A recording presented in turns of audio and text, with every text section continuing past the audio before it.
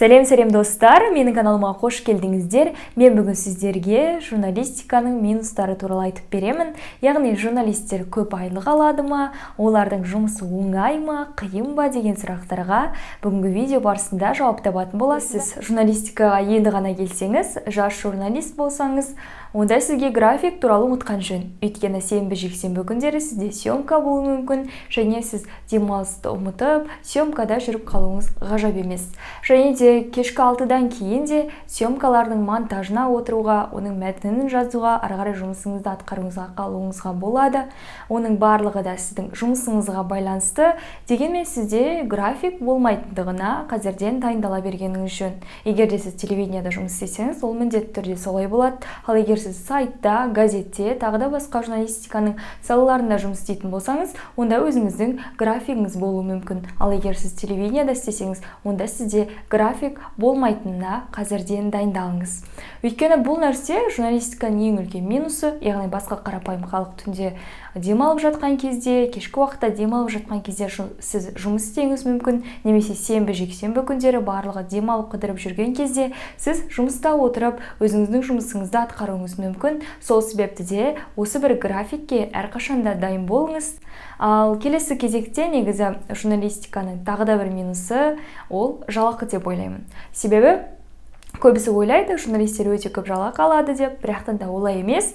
Егер де сіз шынымен де біраз жылдан бері осы салада жұмыс атқарып, біліміңіз, тәжірибеңіз жетіп тұрса, онда жақсы жалақы алуыңыз мүмкін. Ал дегенмен енді ғана журналистикаға қадам басып, яғни жас журналист болсаңыз, онда сіз ешқандай жалақы алмайда жұмыс істеуге дайын болыңыз.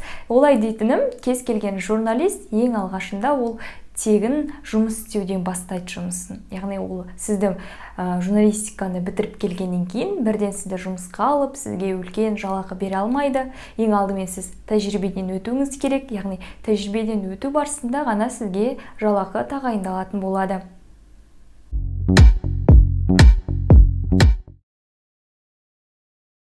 Және де мен өзімді айта кетейін, мен мысалға 3-ші курстан бастап аймақтық телеарнада жұмыс істедім.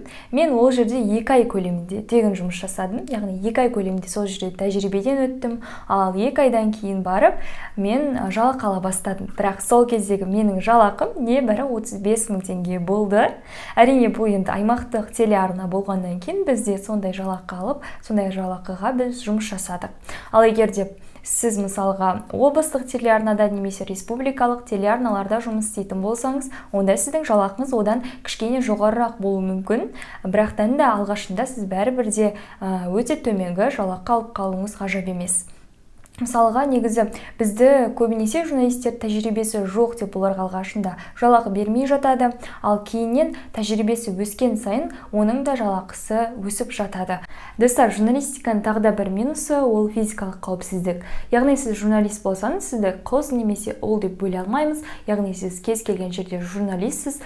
Далада боран болып жатса да, немесе жаңбыр жауып жатса да, сіз өзіңіздің жұмысыңызды атқаруыңыз керек болады. Немесе одан да алапат енді төтенше жағдайлар өте көп қой, өрт болып жатса да, тағы да басқа жайттар болып жатса да, сіз өзіңіздің жұмысыңызды атқаруыңыз керек. Яғни сондай жағдайларда сіздің физикалық жағынан сізге қауіпсіздік, яғни қауіп төнуі мүмкін. Сол себепті де әртүрлі жағдайға дайын болу қажет.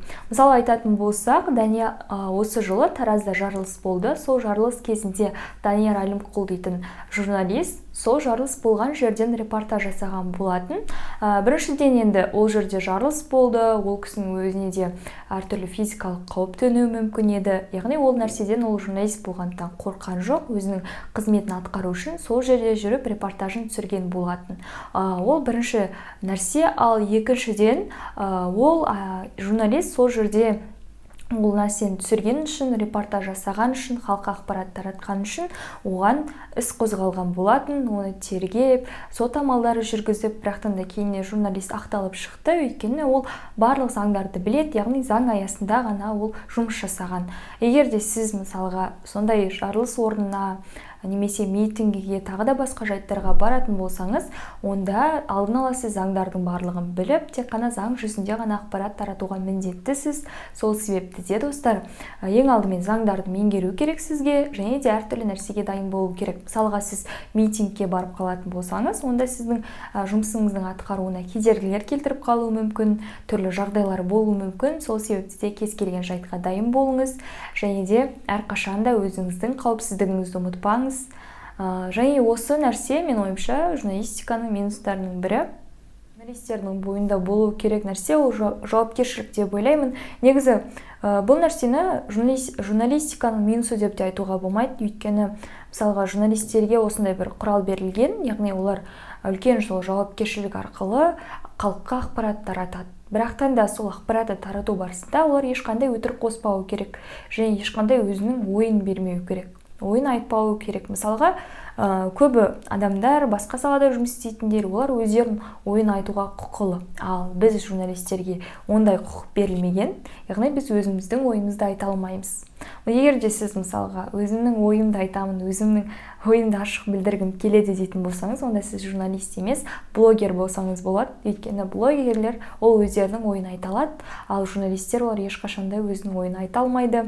Олар тек қана болып жатқан жайтты баяндау керек, халыққа ақпарат беру керек.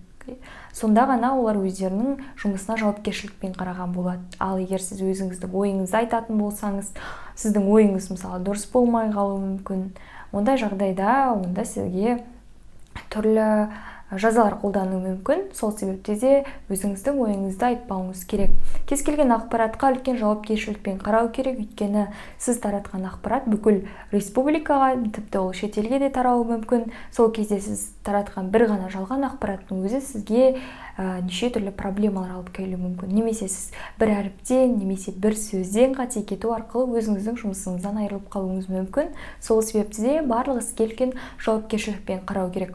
Мысалға, бұл негізі минусы деп жатқаным, мысалға басқа салаларда жұмыс істейтін қызметкерлер, олар қателік жіберген кезде ол нәрсені түзей алады. Яғни олар кешірім сұрай алады, ол нәрсені өшіре алады. Ал бірақтан да журналистерге ондай мүмкіндік, екінші мүмкіндік берілмеуі мүмкін. Кеттім ғой, жаңа аудандық телеарнада 35 мың теңгеге жұмыс жасадым, бірақтан да бізде енді аудандық телеарна екен деп олай 1-2 сағат қана жұмыс істеп, немесе түске дейін жұмыс істеу дейтін болмайтын. Таңнан кешке дейін жұмыс істеп, съемкаға барып, солай жұмыс жасайтынбыз. Және де съемкаға байланысты да тағы да минустар бар. Жалпы негізі журналистерді көбісі жек көреді. Жек көреді дегенде жақтырмайды көбісі. Мысалға, сіз қыстың аязында, немесе жаздың ыстығында сізге халықтан сауалнама алу керек болды. Сіз халыққа шығасыз, олардан сұрайсыз. Сол кезде көбісі сізден қорқады, солай сұхбат бергісі келмейді, қашып сізге сұхбат бермеуі мүмкін, немесе өзінің ойын айтудан қашуы мүмкін, сізді жақтырмай қалуы мүмкін. Сондай жағдайлар болуы мүмкін. Оның барлығына сіз дайын болуыңыз керек. Барлығына да көз жұма қарап, ең бастысы өзіңіздің қызметіңізді атқаруыңыз керек. Достар, осымен журналистиканың мен үшін минус тұстары осы. Барлығын айттым деген ойдамын. Егер де айтылмай қалған дүниелер болса, комментарияға жазып кетсеңіздер болады. Достар, егер де видео сіздерге ұнайтын болса, лайк басып, менің каналыма тіркеліңіздер, және де достарыңызға жіберуді ұмытпаңыздар.